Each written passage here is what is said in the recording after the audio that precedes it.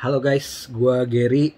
Mungkin kalian sering lihat konten gua review makan, cuma karena lagi nggak bisa jalan, jadi gue mau ceritain aja gimana rasanya dan cara ngelewatin pasca operasi ACL nih. Jadi gue sendiri udah kena ACL itu dari gue SMA, kira-kira 8 tahun lalu. Dan waktu itu didiagnosa harus operasi.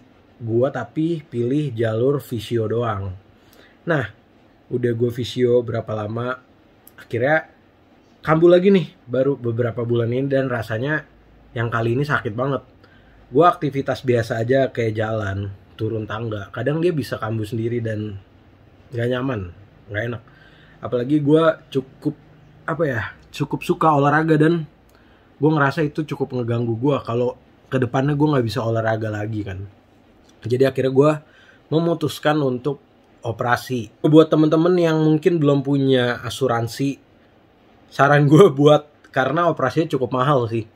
Ini aja gue di kelas 2 kemarin kamar perawatannya habis sekitar 100 jutaan. Ya untung ada operasi. Jadi ya itulah, teman-teman bisa jadi pertimbangan buat ini cuy. Terus rasanya gimana? Yang paling parah itu di pasca operasi di hari H-nya. Pas bangun tuh gue ngerasa bener-bener ngilu, kaki gue ngilu. Cuma abis itu udah kayak dikasih obat, mendingan banget. Dan yang paling gak enak tuh pantat, karena lu harus bener-bener tidur, duduk doang gitu. Jadi nggak bisa banyak gerak. Pantat gue sampai borok karena di rumah sakit gak gerak sampai hari ke-3 gue baru latihan jalan pakai crutch. Jadi operasinya tuh gimana sih? Nih gue balik ya. Ini gue lagi lepas brace-nya. Jadi harusnya biasa lu pakai brace, nanti gue kasih lihat gambar brace-nya kayak yang pas gue pakai video brace-nya. Di sini kalian bisa lihat ada yang satu nih agak panjang, black.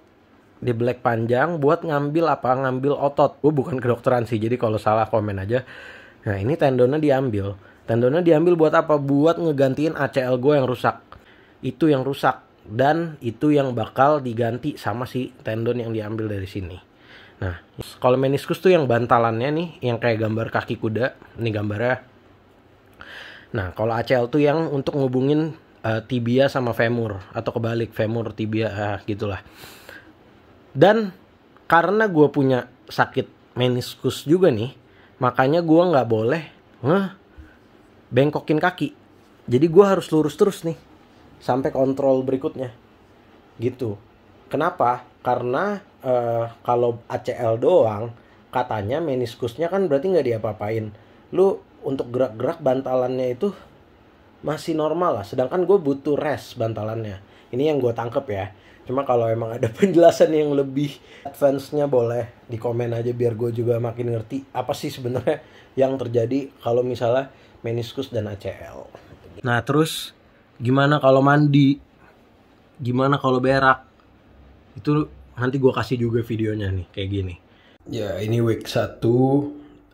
Kalau mau ke toilet, buang air besar, harus ada kursi karena kaki nggak boleh nekuk. Jadi ini gue kenanya ACL sama meniskus dua-duanya guys. Nih guys, kalau mau mandi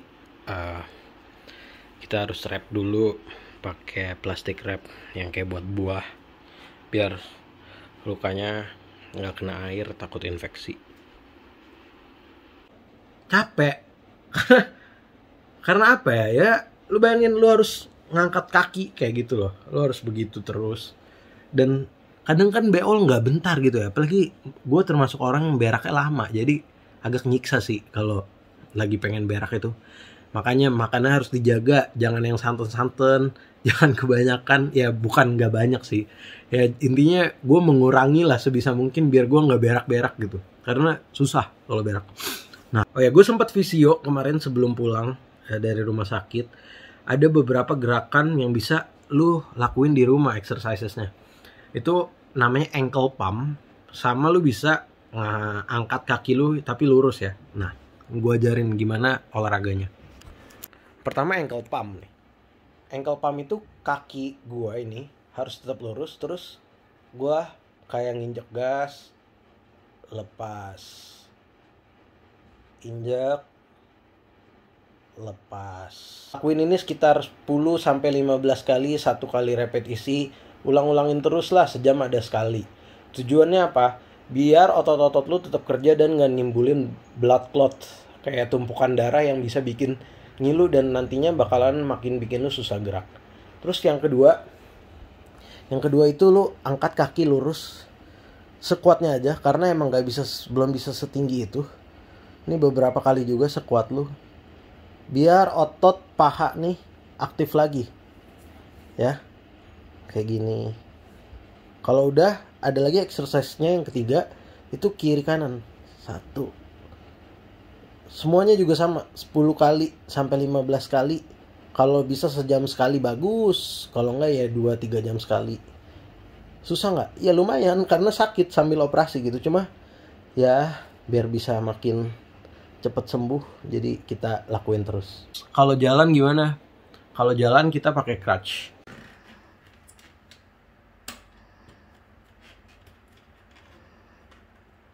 Oke guys, jadi gue kemarin operasi itu tanggal 4 dan kontrol lagi ke dokter nanti tanggal 18 buat diubah derajat si brace-nya. Mungkin gue udah boleh nekuk sedikit. Jadi ya, yang gue rasain ini di hari H+7 ya, seminggu. Udah nggak terlalu ngilu, tapi mobilitas sih susah banget. Lu banyak lah faktor yang harus lu pertimbangin nantinya kalau mau ambil operasi.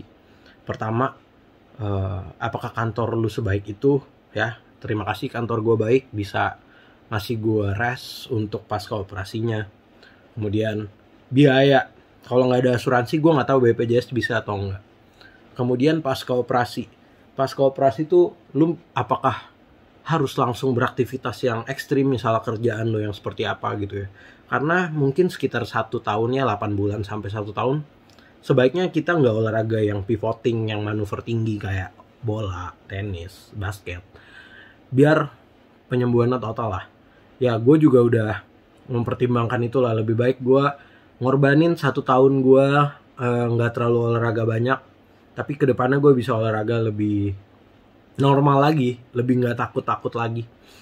Dan ya gitulah guys, semoga buat temen-temen yang lututnya sakit dan belum MRI, semoga bukan ACL ya. Tapi kalau emang ACL jangan takut, karena pengobatannya sekarang kayaknya udah makin advance dan penyembuhannya lebih baik lah ya. Banyak kok atlet yang lanjut lagi kan. Oke, kalau gitu gua Gary, semoga ini bisa jadi vlog gua juga lah. Bentar kalau udah sembuh kita vlog jalan-jalan ya. Bye.